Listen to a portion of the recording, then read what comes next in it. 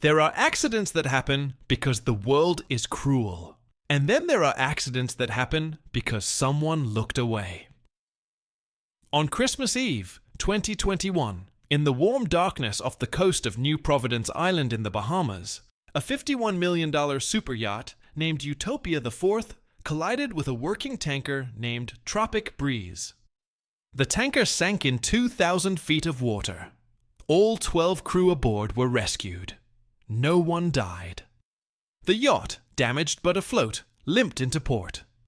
The official investigation would later conclude that the bridge of Utopia IV was unmanned at the time of impact.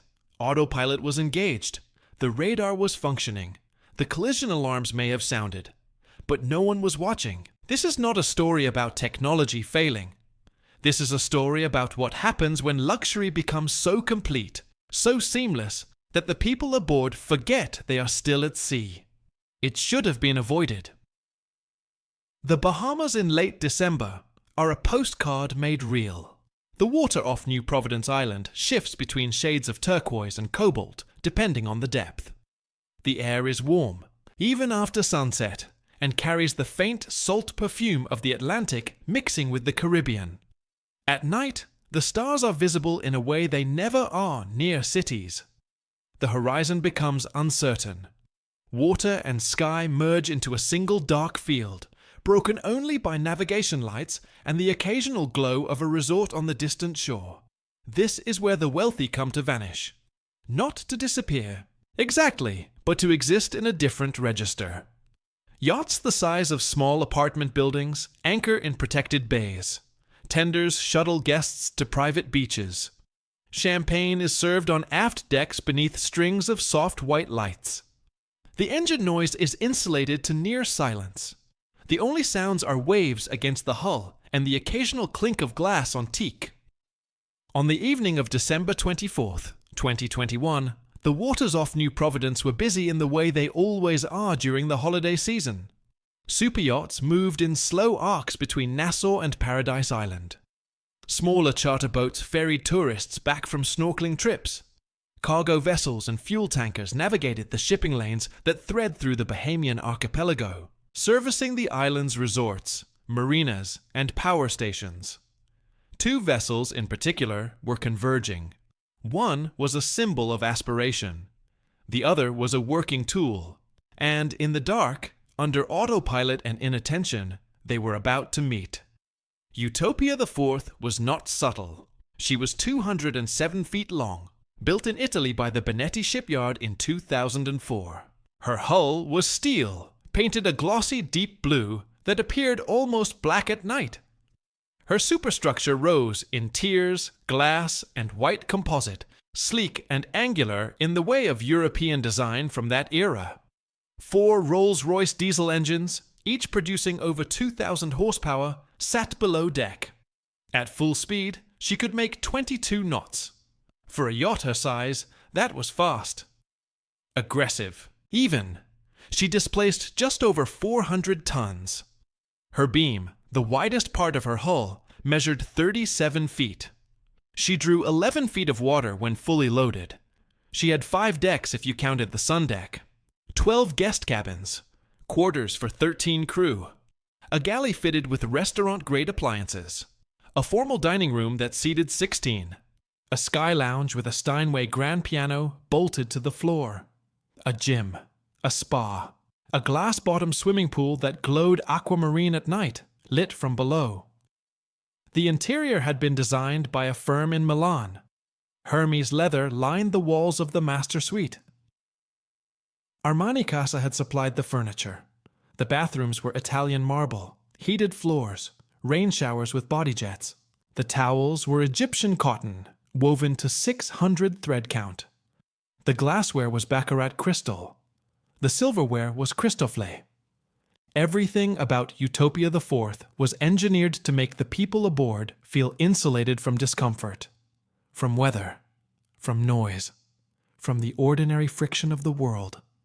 She was owned by J.R. Rittinger, an American internet retail entrepreneur who had built a fortune selling health supplements and lifestyle products through multi-level marketing.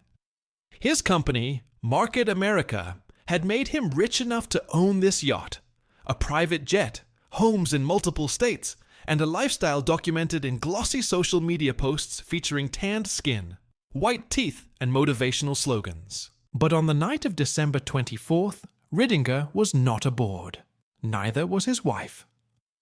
Utopia IV was on charter. A private group had rented her for the holiday week. The names of the charter guests were never made public, but reports suggest there were 6 to 8 of them. Wealthy, certainly. Comfortable enough to pay what a yacht like this costs to charter, which in 2021 would have been somewhere between $200,000 and $300,000 per week, not including fuel, food, or crew gratuity. They were aboard to celebrate, to relax, to drink champagne on the aft deck and watch the stars and feel the warm Bahamian breeze without ever thinking about navigation, or fuel loads, or watch schedules, or the dozens of other invisible tasks that keep a vessel like this moving safely through the night. That was what the crew was for. The crew of Utopia IV numbered 13. A captain, a first officer, a chief engineer, a bosun, 2 deckhands, 2 stewardesses, a chef, a sous chef, a masseuse, and 2 additional hospitality staff whose exact roles were never specified in the public record. 13 people to serve 8 guests. This ratio is not unusual on superyachts. Luxury at this level is labor-intensive. Every meal is prepared to order. Every glass is refilled before it empties. Every towel is replaced after a single use. The guests are never to feel the machinery of service. It must appear effortless. But beneath that appearance is a rigid structure. The captain is responsible for navigation, safety, and compliance with maritime law. The first officer oversees the deck crew and stands watch during the captain's rest periods. The engineer monitors the engines, generators, water systems, and electrical distribution. The stewardesses manage the interior, the linens, the galley service. The deckhands handle lines, tenders, fenders, and exterior maintenance. Everyone has a role. Everyone has a schedule. And on a yacht this size, moving at speed through open water at night, someone is supposed to be on the bridge. Always. The bridge of Utopia IV was located on the upper deck, forward. It was a wide, climate-controlled room with wraparound windows offering 180 degrees of visibility. The helm was a leather-upholstered chair facing a console of digital screens. Radar, GPS, chart plotter, engine monitors, AIS, the automatic identification system, which broadcast the position and course of nearby vessels, VHF radio, collision alarms, night vision camera feeds. It was one of the most advanced navigation suites available in 2021. It could detect a fishing boat at 10 miles. It could project collision risks 6 minutes in advance. It could sound alarms if another vessel entered a preset safety zone. But it could not steer the ship if no one was listening. At the same time, about 15 nautical miles to the southeast, another vessel was making its way through the same waters. Her name was Tropic Breeze. She was 160 feet long, a coastal tanker built for short-haul cargo runs between the islands. Her hull was steel, painted white with rust blooming along the waterline. She was not beautiful. She was not fast. She displaced roughly 200 tons and could make 10 knots in calm seas. Her engines were older, louder, and burned heavier fuel than the Rolls-Royce turbines aboard Utopia IV. Tropic Breeze carried liquefied petroleum gas, marine diesel, and kerosene. She serviced resorts, marinas, and small power stations across the Bahamas. Her crew numbered 12. Most were Bahamian or Haitian. They worked rotating shifts, 2 weeks on, 1 week off. The pay was modest. The work was steady. The ship smelled like diesel and salt, and the faint chemical sweetness of petroleum distillates. There was no Hermes leather, no grand piano, no glass-bottomed pool. Tropic Breeze was a working ship. She moved fuel from point A to point B. Her crew ate in a narrow galley with a single table bolted to the floor. They slept in bunks stacked too high. The bridge was a cramped room with analog gauges, a single radar screen, and a wheel that required physical effort to turn. But her crew was experienced. They knew these waters. They ran this route dozens of times a year. And on the night of December 24th, they were on schedule, heading northwest toward Nassau to deliver a load of kerosene to a fuel depot on the western edge of the island. They were moving slowly. Tankers do not rush. The cargo sloshes. The engines are not built for speed. Tropic breeze was making about 8 knots, her navigation lights burning white and red and green against the black water. She was visible. She was predictable. She was exactly where she was supposed to be. And she was about to be run over. No one can say exactly when the bridge of Utopia IV was left unmanned. The official investigation, conducted jointly by the Bahamian Port Authority and reviewed by insurers and maritime lawyers, would later conclude that at some point in the hour before the collision, the officer on watch either stepped away or delegated monitoring to the autopilot without maintaining visual or radar surveillance. Why this happened is unclear. Perhaps the officer believed the waters were clear. Perhaps they stepped away to use the restroom, or to check on a mechanical issue, or to speak with a guest who had a question. Perhaps they were tired. It was late. The guests had been partying since afternoon. The crew had been working since dawn. Or perhaps, in the cocoon of luxury that Utopia IV represented, the idea that something could go wrong simply felt impossible. Autopilot on a modern yacht is not the same as cruise control in a car. It maintains heading and speed, but it does not detect obstacles. It does not interpret radar. It does not make decisions. It is a tool, not a replacement for human judgment. And on the night of December 24th, Utopia IV was moving at approximately 20 knots on autopilot through open water in the dark.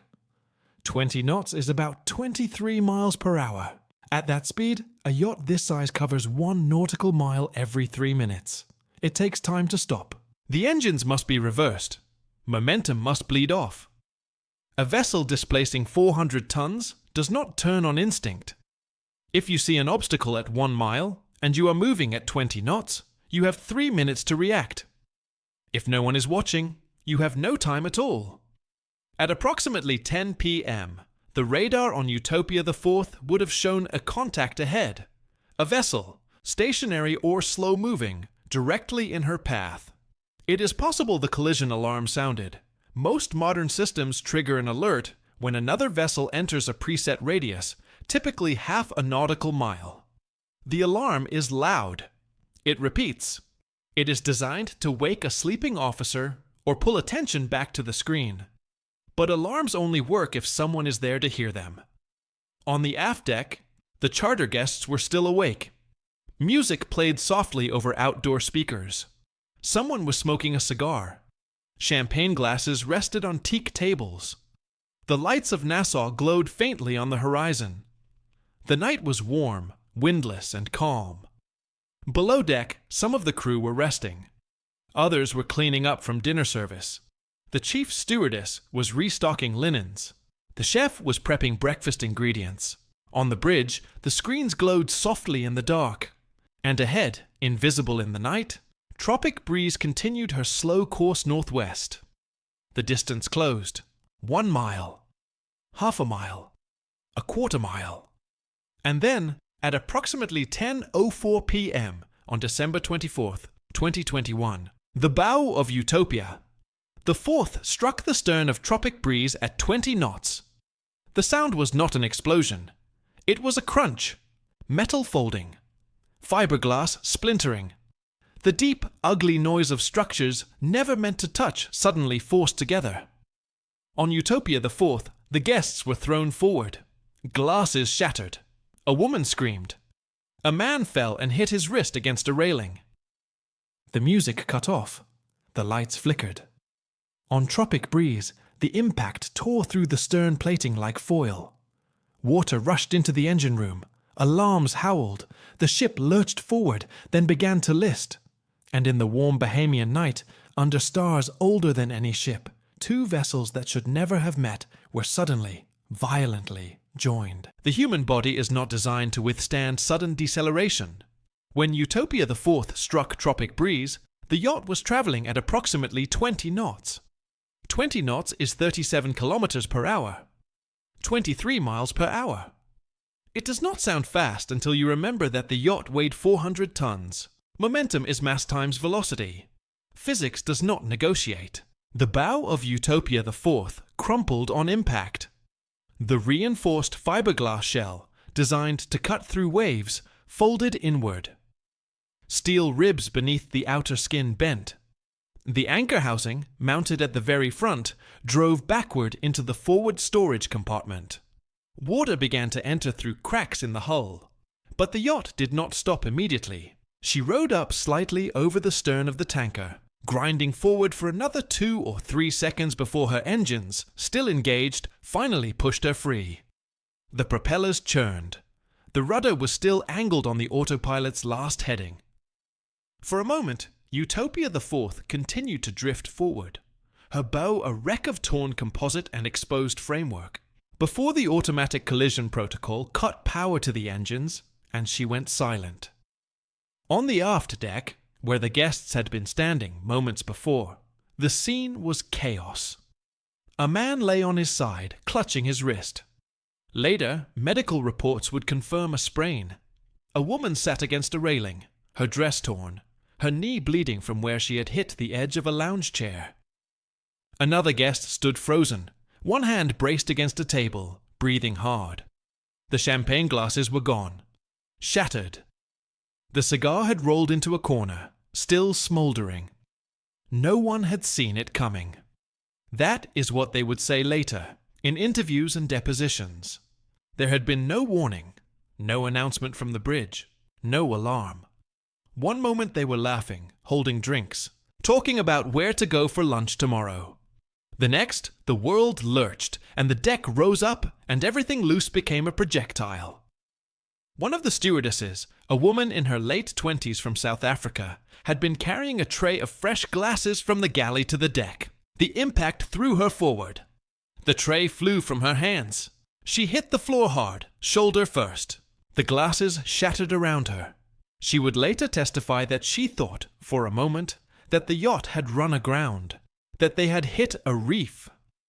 It was only when she stood, shaking, and looked forward towards the bow, that she realized something else had happened. The other stewardess was already moving. Training overrides panic. She grabbed the intercom handset mounted near the aft stairwell and pressed the button for the bridge. No answer. She tried again. Still nothing. And then, from somewhere forward, she heard shouting. The bridge of Utopia IV, moments after impact, was empty. The screen still glowed. The radar showed the contact, now directly astern, stationary. The GPS continued to log position. The autopilot had disengaged automatically when the collision sensors detected the impact, a safety feature designed to prevent further damage. The engines were in neutral. The yacht was drifting. But there was no one at the helm. It would later emerge, through crew testimony and review of the yacht's electronic logs, that the officer on watch, the first mate, had stepped away from the bridge approximately 12 minutes before the collision. He had gone down one deck to check on a hydraulic issue with the tender davit, the crane used to launch and recover the small rescue boat stored on the aft deck. It was a minor issue. A sensor was showing a fault. He intended to be gone for 2 or 3 minutes. He had left the autopilot engaged. He had glanced at the radar before leaving. The water had appeared clear. But 12 minutes is a long time at 20 knots. When the impact occurred, he was still below, leaning over the davit mechanism, flashlight in hand. The collision threw him against a bulkhead. He dropped the flashlight. For a moment, he did not understand what had happened. And then he heard the alarms.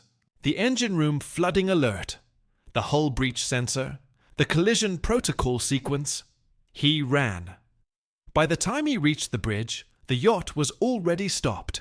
The damage was done. And through the forward windows, in the faint glow of the navigation lights, he could see the stern of another vessel, low in the water, listing. He grabbed the radio. Mayday! Mayday! Mayday! Ixer aboard Tropic Breeze. There was no time for questions. The tanker's stern had been pierced just above the waterline. The impact had torn a gash roughly 6 feet wide through the plating. Water poured in. The engine room, located in the aft section of the ship, flooded within 90 seconds. The chief engineer, a man in his 50s from Nassau, had been standing near the control panel when the collision occurred. The impact threw him into the panel. His forehead struck the edge of a metal gauge housing.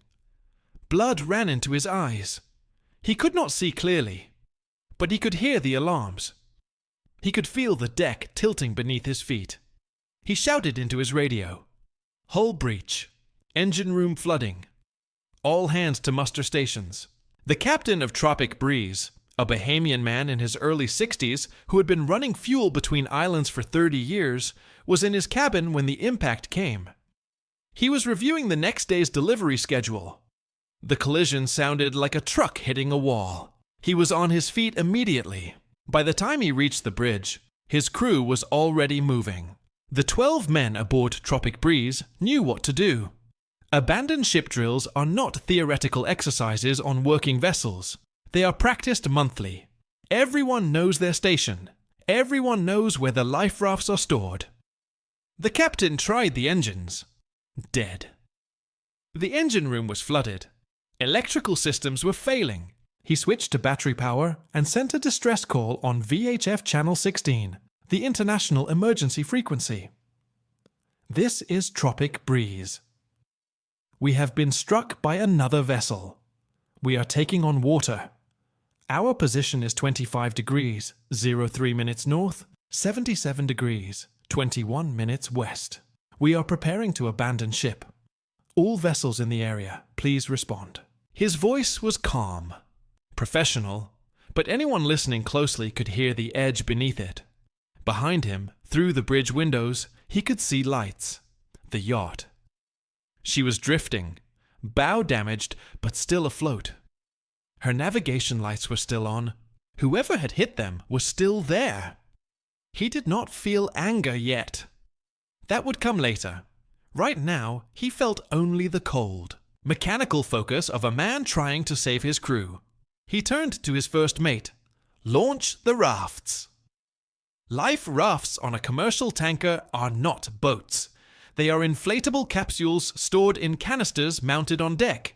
When deployed, they inflate automatically upon contact with water. Each raft is designed to hold 12 to 20 people, depending on the model. They are enclosed, with a canopy to protect against sun and rain.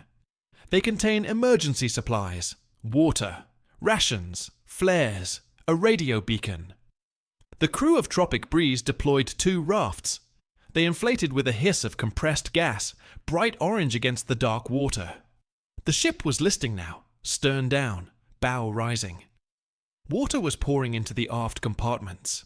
The captain estimated they had 5 minutes, maybe 10, before she went under.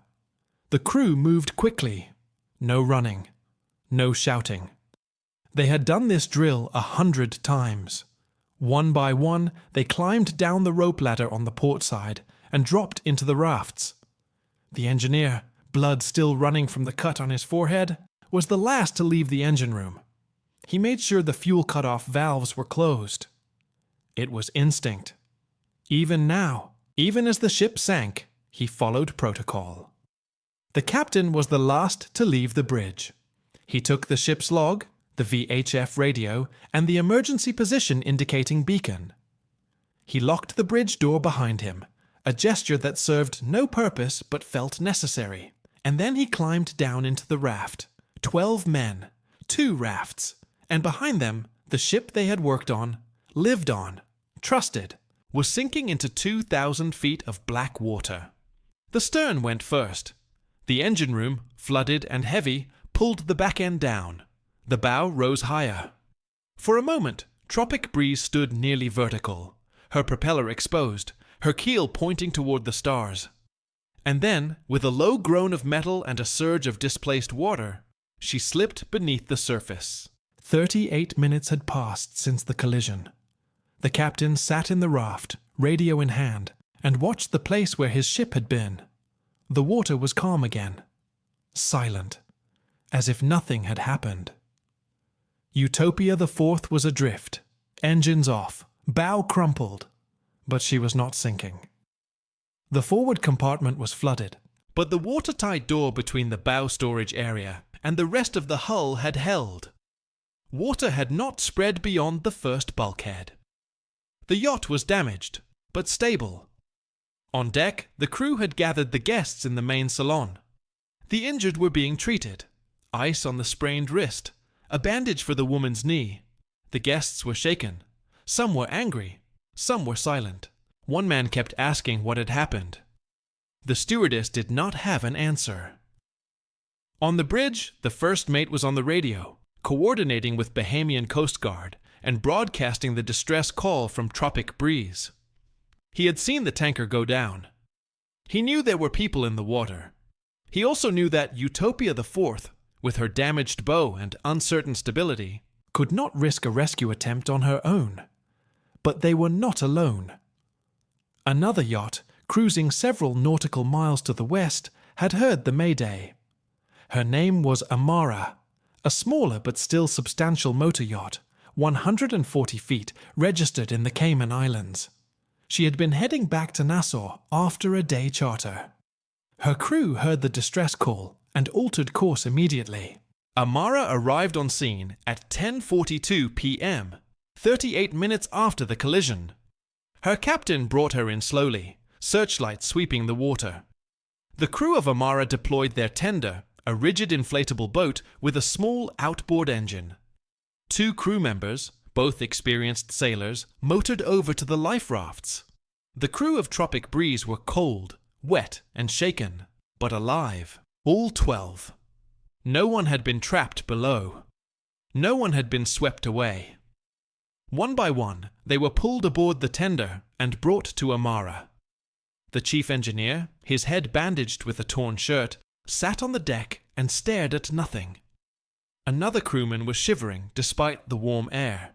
Shock, not cold. The captain of Tropic Breeze was the last to leave the raft.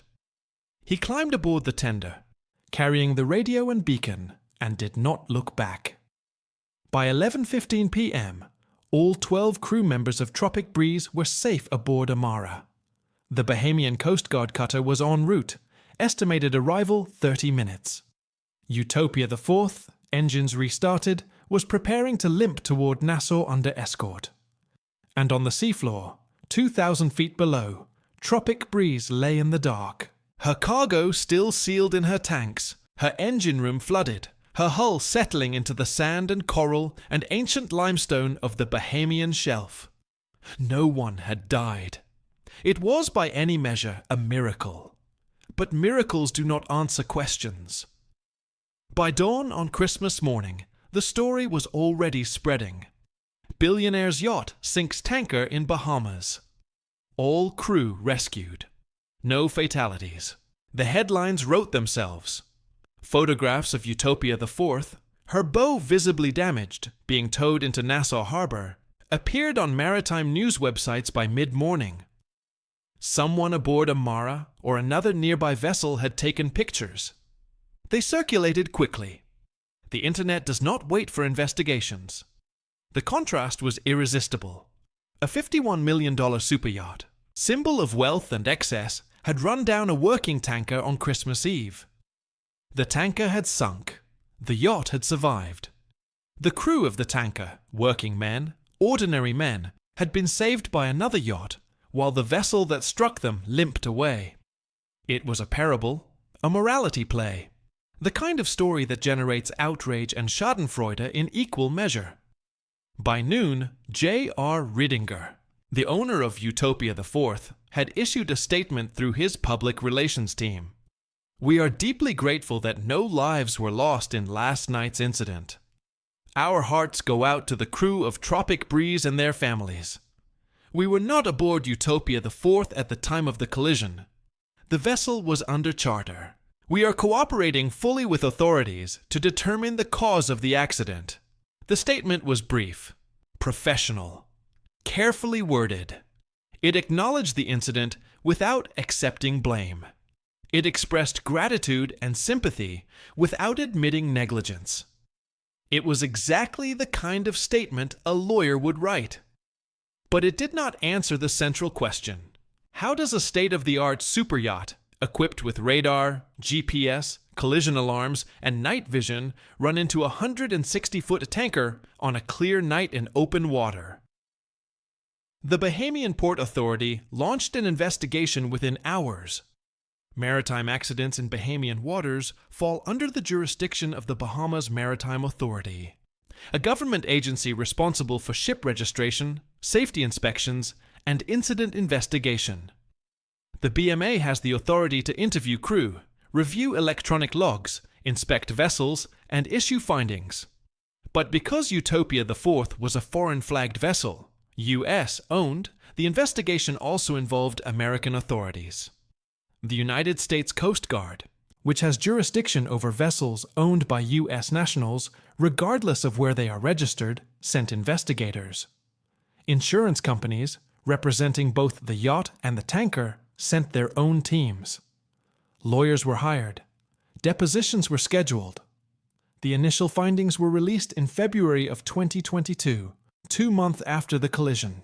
The bridge of Utopia the 4th was unmanned at the time of impact. The officer on watch had left the bridge to attend to a mechanical issue. The autopilot was engaged. Radar was functioning and showed the tanker as a contact ahead. Collision alarms likely sounded, but were either not heard or not responded to. Environmental factors, including a shift in wind direction, may have caused the yacht to drift slightly off course, bringing her into the tanker's path. The report was careful, technical. It described what had happened without assigning blame in explicit terms. But the conclusion was clear. Human error. A failure of watchkeeping. A single moment of inattention, multiplied by speed and momentum, had resulted in the loss of a ship. The report also noted that the crew of Tropic Breeze had done nothing wrong. The tanker was properly lit, on course, moving predictably. She was where she was supposed to be. She had no chance to evade. Utopia the 4th, by contrast, had every technological advantage. Radar, AIS, speed, maneuverability, and no one watching. The environmental impact, which had been a major concern in the hours after the sinking, turned out to be minimal. Tropic Breeze had been carrying liquefied petroleum gas, marine diesel, and kerosene. All of these are lighter than water. When the ship sank, the fuel tanks ruptured under pressure. The LPG evaporated almost immediately upon contact with seawater. The diesel and kerosene formed a surface slick, but dissipated within 48 hours due to wave action and natural evaporation. Divers were sent down to assess the wreck site. At 2,000 feet, the depth exceeded the range of most recreational diving equipment. A remotely operated vehicle, an ROV, was deployed instead. The footage showed Tropic Breeze lying on her starboard side, partially buried in silt. The hull was intact except for the stern damage. No significant leakage was detected. The Bahamian Ministry of Environment issued a statement concluding that the wreck posed no ongoing threat to marine life or water quality. Tropic Breeze would remain where she fell. Salvage at that depth was not economically viable. The ship, the cargo, the engine room where men had worked for years, all of it now part of the sea floor. A working vessel gone, erased in less than an hour. And above, on the surface, the yachts continued to cruise. The lawsuits began in March of 2022. Maritime law is a labyrinth. It spans centuries of tradition, treaty, and precedent. It crosses borders. It involves flags of convenience, jurisdictional ambiguities, and insurance policies written in language designed to protect the insurer, not the insured. When a vessel is damaged or lost, the question is not only who is responsible, but where that responsibility can be enforced.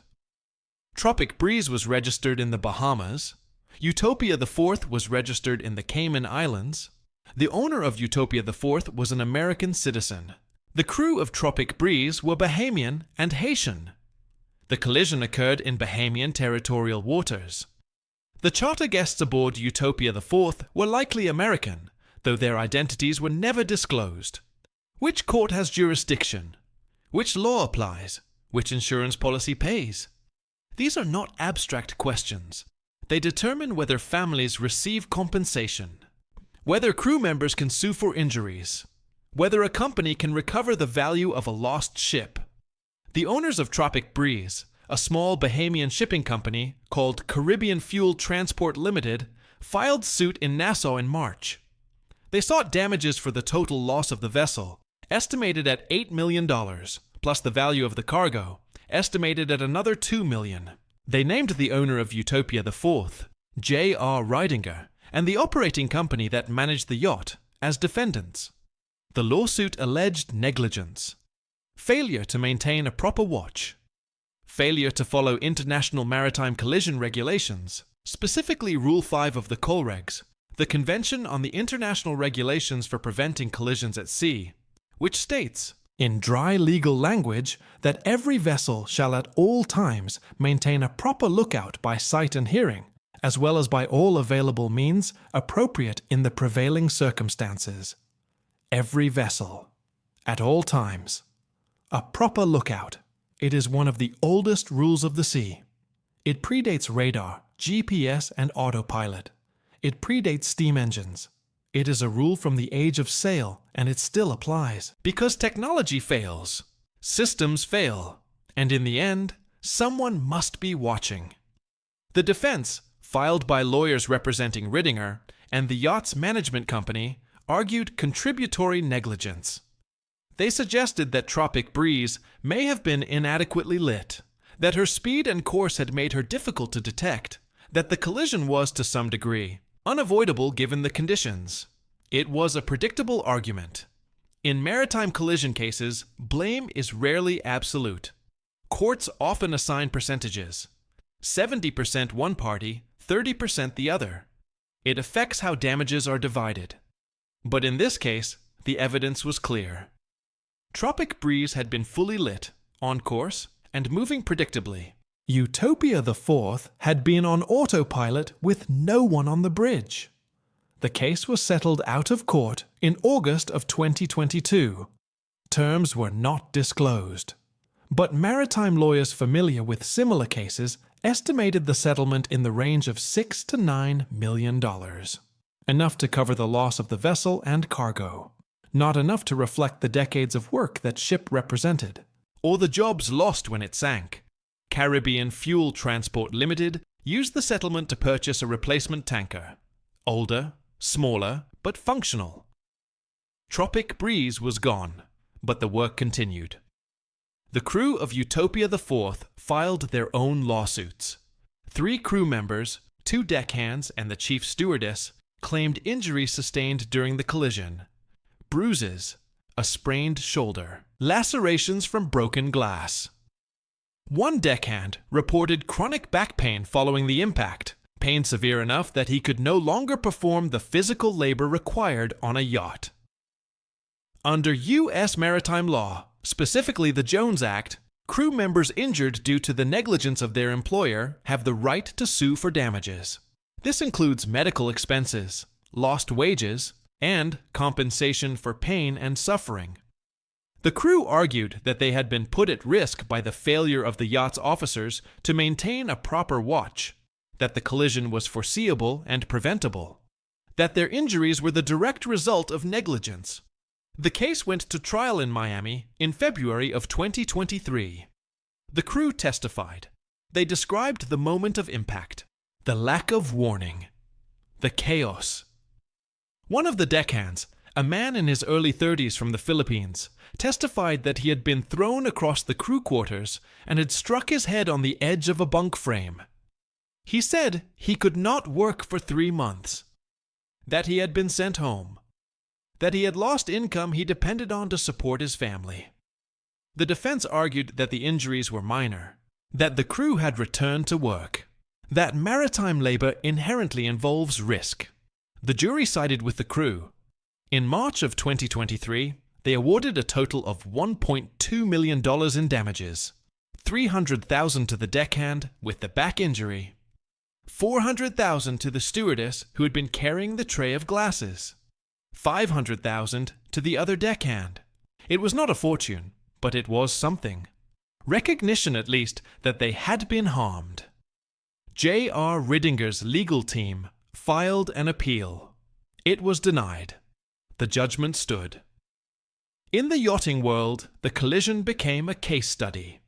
Superyacht captains, many of whom knew each other through industry conferences, training programs, and the informal network of marinas where these vessels gather, discussed the incident in quiet tones over coffee or drinks.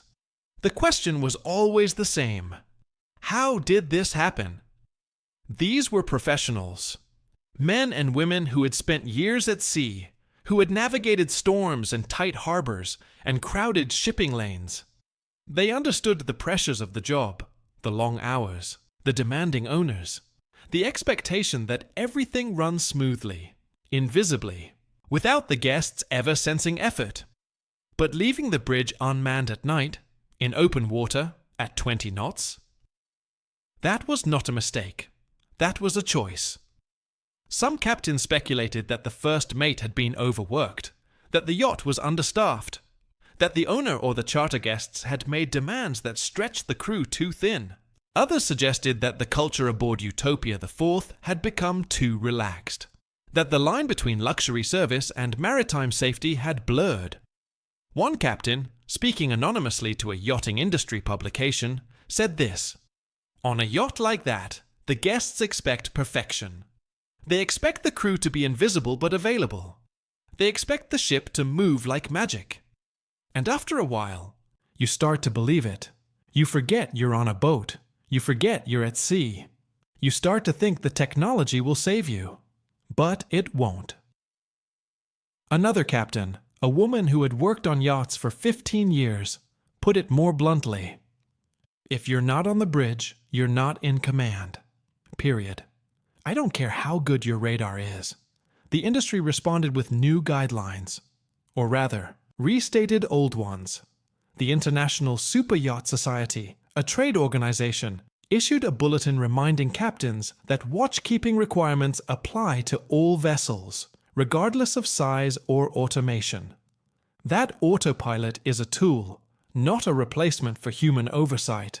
That every yacht over a certain length must maintain a bridge watch at all times when underway. Several yacht management companies updated their training programs.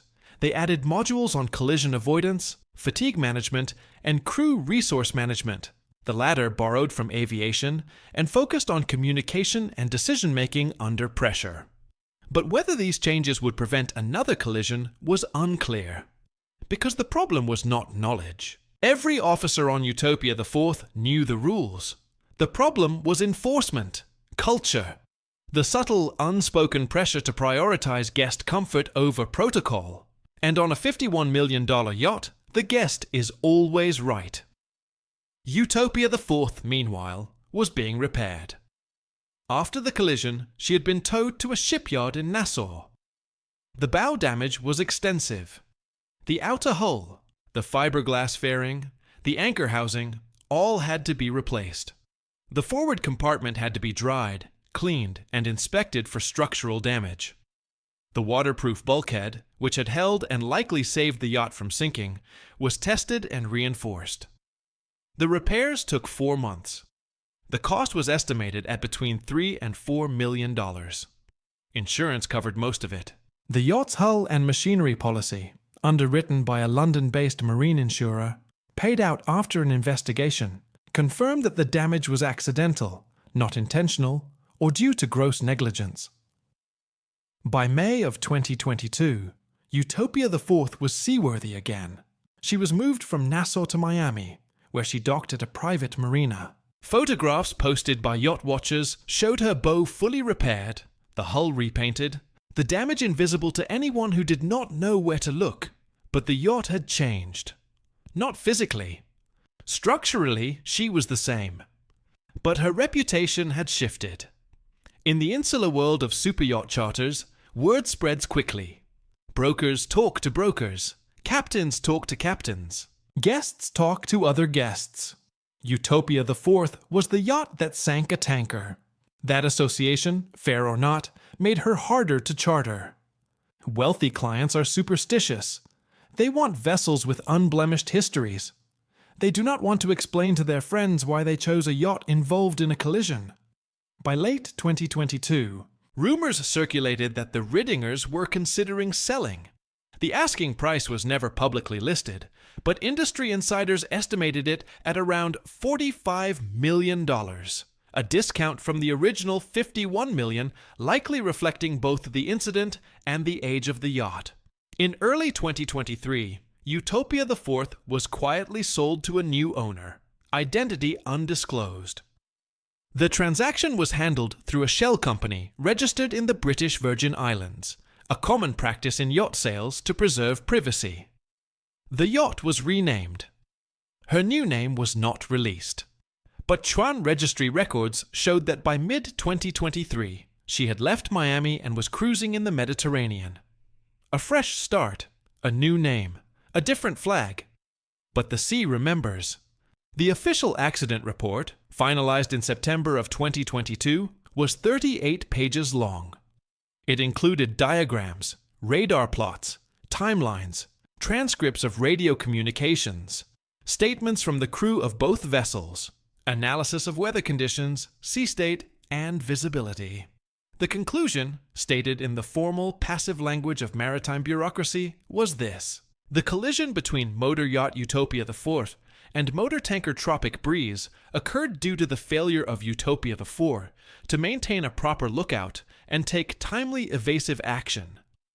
Contributing factors included the decision to leave the bridge unmanned while the vessel was underway at speed, reliance on autopilot without adequate monitoring, and possible distraction or task saturation among the officer on watch. The report made several recommendations. 1. Yachts over 150 feet should be required to maintain continuous bridge watch at all times when underway, regardless of automation. 2. Bridge officers should receive enhanced training in radar interpretation, collision avoidance, and the limitations of autopilot systems. 3. Charter yacht operators should implement fatigue management protocols to ensure crew are not overworked. 4. Yachts operating in high-traffic areas should utilize AIS and collision alert systems as primary navigation aids, not secondary backups. The recommendations were sensible, evidence-based, and largely unenforceable. Because superyachts occupy a strange space in maritime regulation. They are not commercial vessels in the traditional sense. They are private, often flagged in jurisdictions with minimal oversight. The Cayman Islands, Panama, the Marshall Islands. Flags of convenience chosen for tax advantages, not safety standards. The International Maritime Organization, the United Nations agency responsible for maritime safety, has limited authority over private yachts. The rules that apply to cargo ships, tankers, and passenger ferries do not always apply to vessels owned by individuals, no matter how large. So the recommendations were published, noted, filed, and the yachts continue to cruise. There is a theory, discussed quietly among maritime accident investigators, that luxury breeds complacency. It is not a rule, it is an observation, but it appears again and again in incident reports. The more comfortable a vessel, the more insulated from the realities of the sea, the more likely that protocols will be relaxed, that watch schedules will be adjusted to accommodate guests, that alarms will be silenced because they disturb the ambiance, that officers will defer to owners or charter guests who do not understand the risks.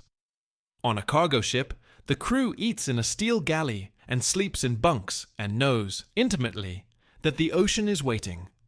The hull is thin. The weather is real. The work is hard.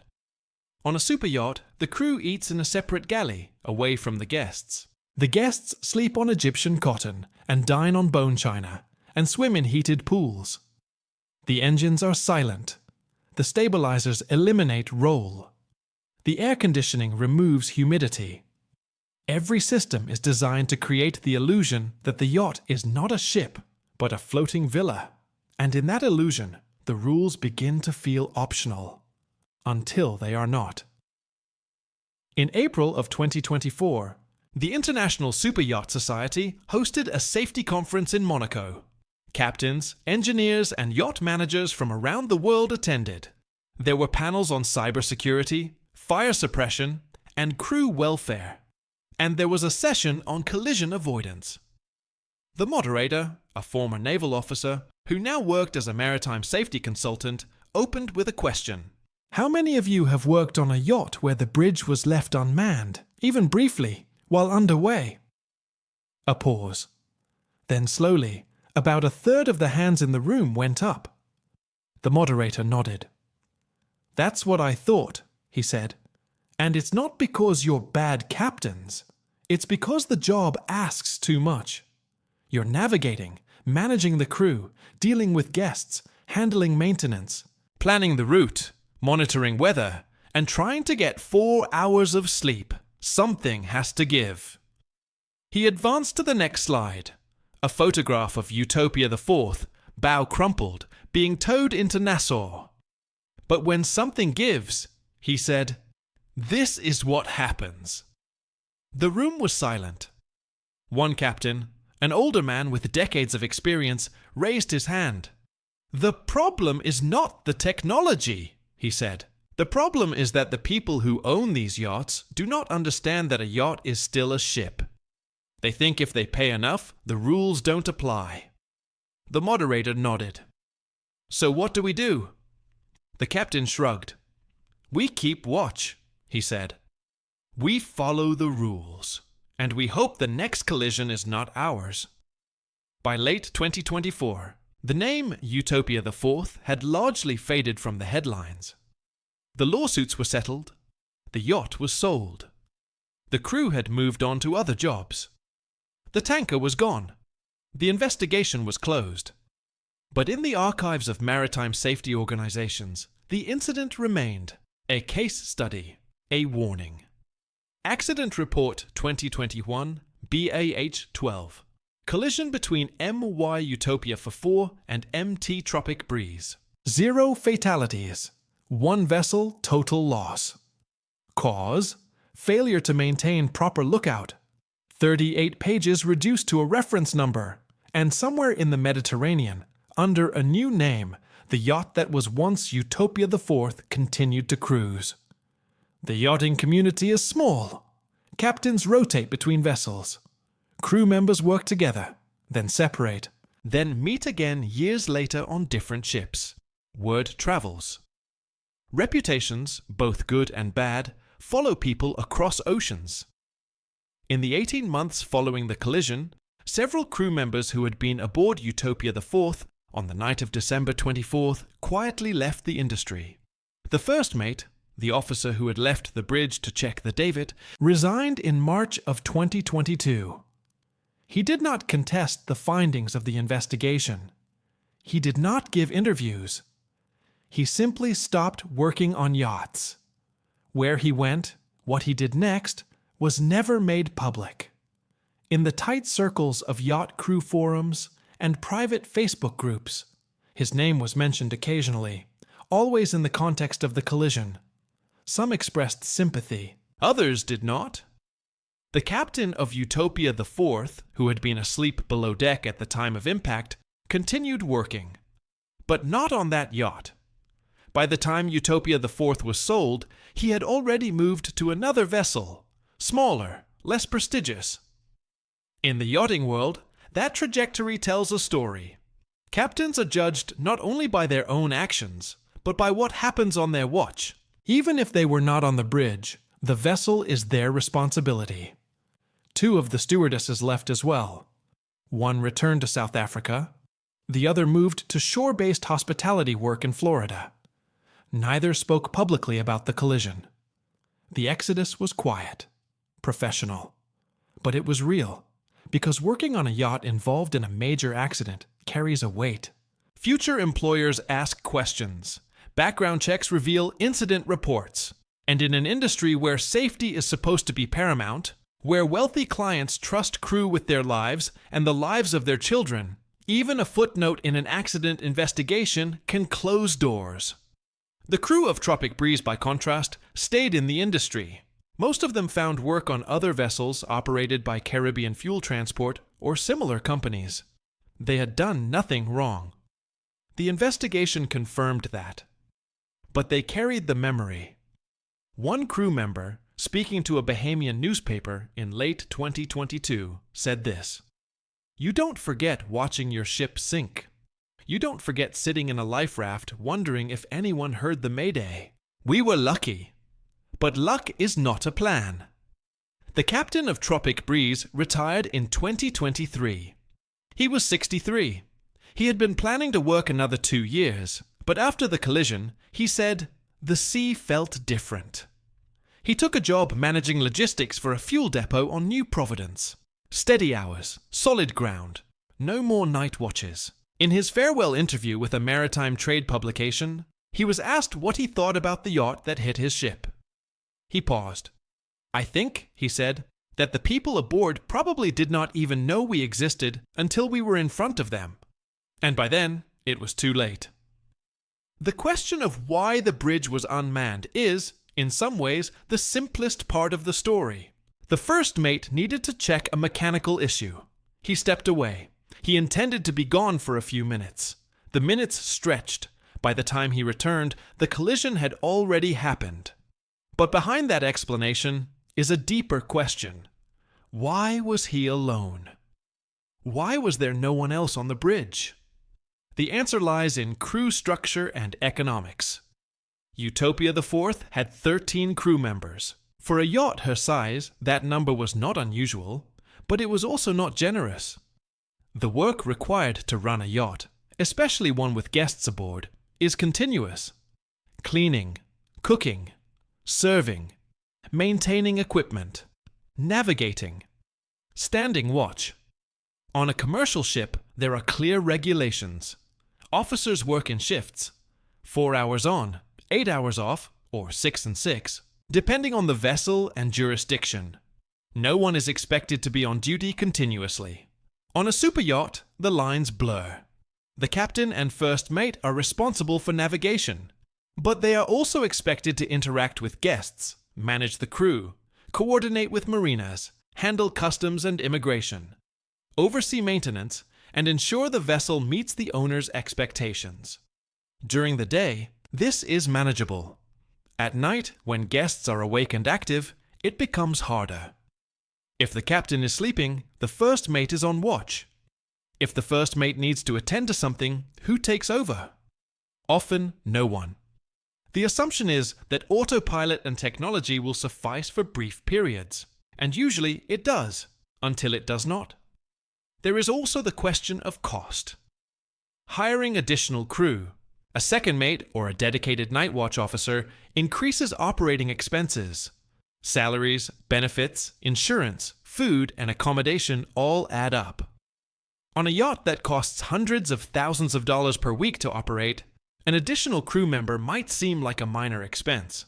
But owners and management companies constantly look for ways to reduce costs, especially on charter yachts, where profit margins are tight. So crews are run lean. Everyone does more. The officers work longer hours. Corners, small ones, are cut. And most of the time, nothing happens. Most of the time.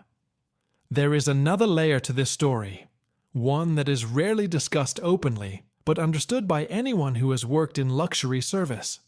The guests. On the night of the collision, there were 6 to 8 charter guests aboard Utopia IV. Their identities were never disclosed, protected by privacy agreements standard in yacht charters. But their presence shaped the events of that night in ways the investigation reports do not fully capture. Charter guests on a superyacht expect attention. Constant, seamless, invisible attention. If they want a cocktail, it appears. If they want the yacht to move to a different anchorage, it moves. If they want to stay up late, playing music on the aft deck, the crew accommodates. This is not criticism. It is the nature of the service. Guests pay enormous sums for the experience. They expect it to be perfect. But that expectation creates pressure. If a guest asks the captain to extend the evening cruise, to stay out later, to move faster, to take a different route, the captain must balance safety against service. Saying no is possible, but it carries risk. Unhappy guests leave bad reviews. They complain to the broker. They do not charter the yacht again. And for the crew, whose livelihoods depend on tips and future bookings, guest satisfaction is paramount. So when a charter guest says, "Can we cruise a bit longer tonight?" the answer is usually yes, even if it is late, even if the crew is tired, even if it means running at speed through waters that would be safer to navigate slowly. None of this absolves the first mate of leaving the bridge. None of it changes the fact that a proper watch was not maintained. But it adds context. The collision did not happen because someone made a single catastrophic error. It happened because a dozen small decisions, each reasonable in isolation, compounded into a situation where disaster became possible. And then, in the space of a few seconds, possible became real. In the months following the collision, several maritime safety experts weighed in. One was Captain John Conrad, founder of the maritime news website GCaptain and a former ship captain himself. In an editorial published in January of 2022, he wrote, "The collision of Utopia the Four and Tropic Breeze is not an anomaly. It is a symptom. The superyacht industry operates in a regulatory gray zone. These vessels are often flagged in jurisdictions with minimal oversight. They are crewed by professionals. Yes, but those professionals work under pressures that would not be tolerated on commercial ships. Long hours, unclear chains of command, owners who view safety regulations as suggestions.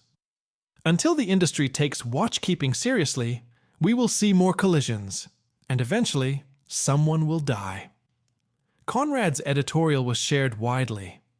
It was discussed on maritime forums. Some captains agreed. Others felt he was being unfair, that most yacht crews take safety seriously. But no one disputed the central point. The regulatory environment for superyachts is weak, and weakness invites accidents. Another expert, a former Coast Guard investigator who had worked on several yacht collision cases, offered a different perspective. The problem, he said in an interview with Boat International magazine, is that yachts this size are treated like toys. They are called yachts, not ships. They are owned by individuals, not companies. They are flagged in places like the Caymans, where registration is easy and oversight is minimal. But a 200-foot yacht doing 20 knots has the same kinetic energy as a small cargo ship. It can do the same damage. It should be held to the same standards, but it is not. And until that changes, we will keep investigating collisions that should never have happened. By the summer of 2024, new guidelines had been proposed by several industry organizations. The International Superyacht Society recommended that all yachts over 150 feet maintain a two-person bridge watch at night in high-traffic areas. Not just one officer, but two, so that if one needs to step away, the other remains. The Superyacht Builders Association issued a white paper on bridge design, recommending that newer yachts include technology to detect and alert when the bridge is unmanned. Sensors on the captain's chair, motion detectors, systems that would sound an alarm if no one had touched a control in more than 60 seconds. Some yacht management companies implemented fatigue risk management systems borrowed from aviation. Crew would log their hours. Software would flag potential fatigue risks. Captains would be required to take mandatory rest periods. These were positive steps, but they were voluntary, not enforced by law, not tied to insurance requirements, not mandated by flag states. In practice, their adoption was uneven. Some companies embraced them, others ignored them. Because in the superyacht world, Regulation is often seen as inconvenience, as red tape that slows down operations and reduces flexibility.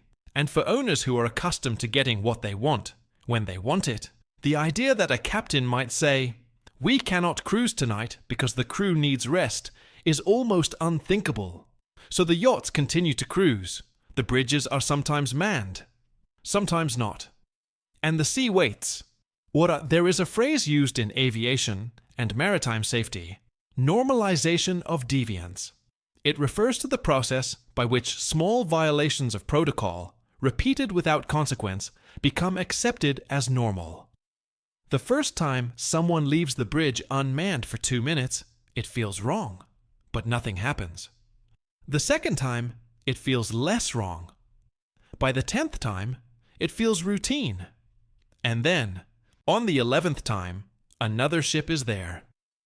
Normalization of deviance killed the crew of the Space Shuttle Challenger. It contributed to the Deepwater Horizon oil rig explosion. It plays a role in countless accidents across industries.